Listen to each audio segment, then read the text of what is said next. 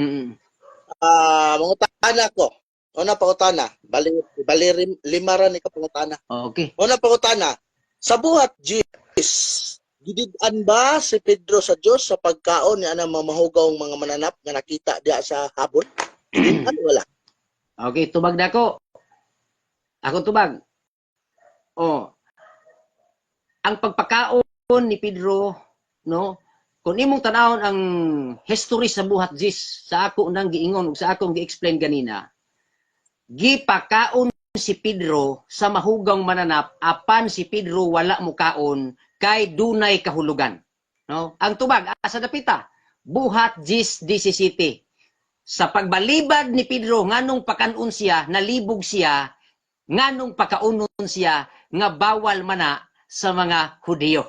Oh, ug iyang nasabtan sa buhat 28 nga tao di ay ang dili niya nganlan og pag dili niya nganlan og hugaw og mahinlo. So ang buhat 13 sa pagsulti sa Ginoo nga kaon nagpasabot di ay siya nga pwede na makigharong, makighalubilo sa mga dili Hudiyo. Kay kanang mga dili Hudiyo sama man puday na nato nga tao, no? So klaro iso. Next question. Bro, ang ako pangutana bro, wa man to nimo tubag ah. Tubag. Sayo na ba Uy. to? Oh, gitubag. Ako pangutana ba? Ako pangutana. Diya sa buhat 10 bersikulo 12, gidid-an ba si Pedro pagpakaon niya ng mga mahugawng mananap sa Dios? Gidid-an ba wala? Tubag o gidid-an, explain. Tubag po ug wala, explain. Okay, Diya sa buhat 10 ha. Buhat 10 bersikulo 10. lagi. Diya sa buhat 10 bersikulo 12, gidid-an ba sa Dios si Pedro sa pagpakaon niya ng mahugawng mananap? Gidid-an ba wala? Mao lagi. So ako laging gitubag. Gitubag na nako lagi oh. Ang akong tubag lagi. Oh, ang gisulti di ana giagda si Pedro, wala gidid-an. Oh, giagda. Ay, salamat. Oh, tanawa. Oh, explain ako. Ako explain. Okay bro. Paminaw sa akin na pamatay explain ikaw Rabi. Ikaw Rabi nagingon nga. Di mo sapaw kay mo explain. Okay. Ang akong explain nga nung sa gidid kay ang iyahang pagpakitas pananawon dunay kahulugan. Buhat 10:17. Si Pedro nalibog.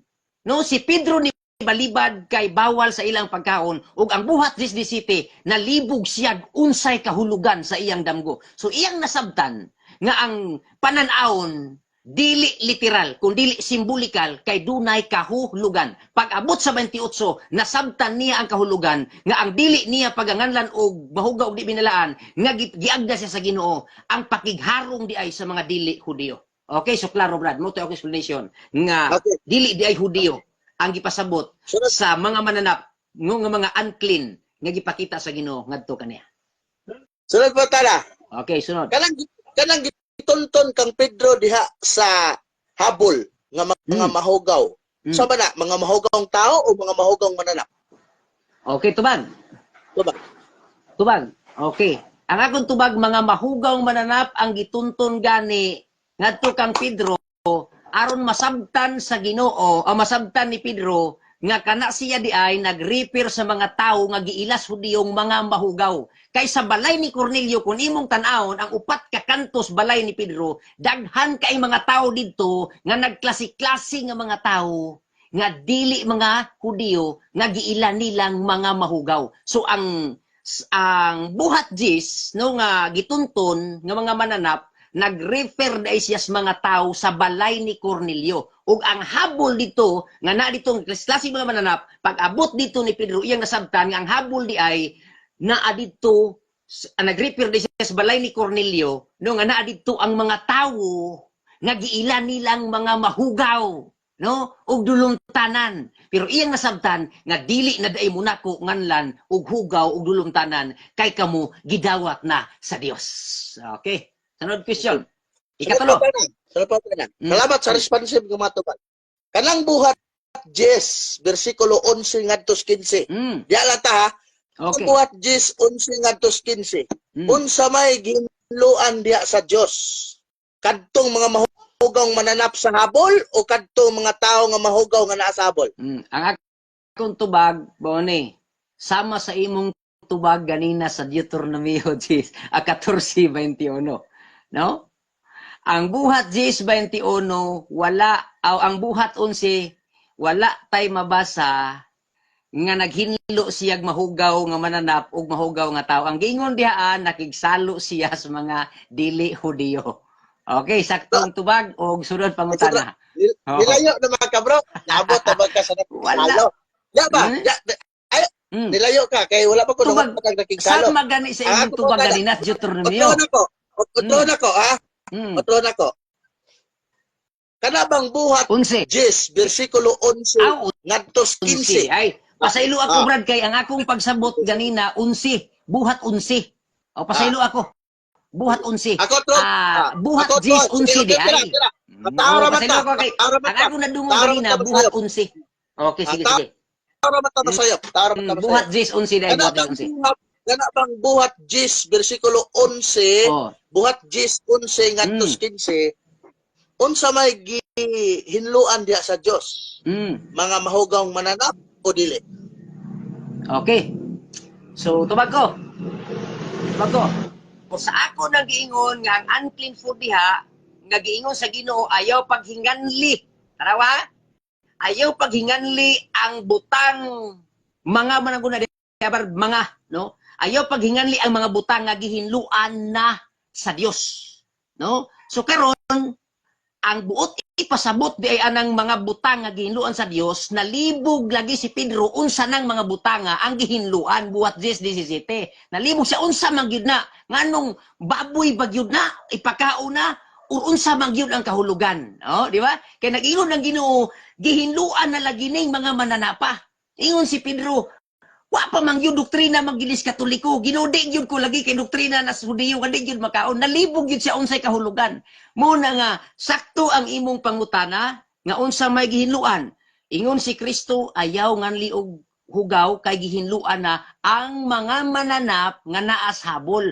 Mo nang nalibog si Pedro unsa gyud kahulugan. Ug iyang nasabtan lagi sa 28 10:28 buhat nga ang habol di ay nga gihinluan sa Dios dito katong mga unclean nag-refer di siya sa mga tao sulod sa balay ni Cornelio. Muna ingon siya nasabtan na nako ang giingon sa Dios nga dili na day nako nganlag butang hugaw ug dili binalaan ang mga tao nga gidawat na sa Dios. Okay, sunod po ta na. Katapusan? Sunod po. Sige. Katapusan na lang. Sunod po. Sunod. May problema brad. Abot na sunod na po. Sa buhat 10:11 ngadto sa 13. Sa buhat 10:11 ngadto sa 13. Unsa may ipaihaw diha Pedro o ipakaon? Mga mananap o tao. Okay. Sa buhat 10. Salamat kayo sa imong pangutana. Sa buhat 10 bersikulo 11 ngadto sa 13. Unsa may ipaihaw diha sa Dios kang Pedro og ipakaon? Okay, salamat kayo kanang sa mga mananap, kanang mga mananap o kanang mga tao. Okay, akong tubag. Ang akong tubag, Brad, maura gining tubaga sukad sa una ni pangutanahan tungod ikalima. Ang akong tubag mao ni siya. Ang ipaihaw sa Ginoo diha sa iyang pananawon ang mga mahugawng mananap mao'y hinungdan nga naglibog siya. Unsay kahulugan kay di gyud siya muihaw, tama? Wa gyud siya muihaw, mao nang giingnan siya sa Ginoo. Pedro, ayaw lagi paginganlig dili binalaan. No? Ang mga butang kay gihinluan na sa Dios. No, nalibog yun siya kay di man yun siya mukaon. Unsa magikahulugan anang paihawon man ko?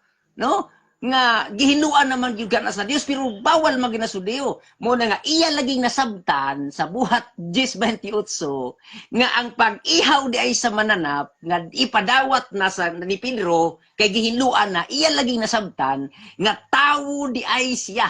So ang vision ni Pedro iyang nasabtan nga ang mananap nga ipaihaw sa iyaha nag-refer ay siya sa tao nga unclean kay dili mga Hudiyo ug pwede na daay makigsandurot. So kadto di ang pag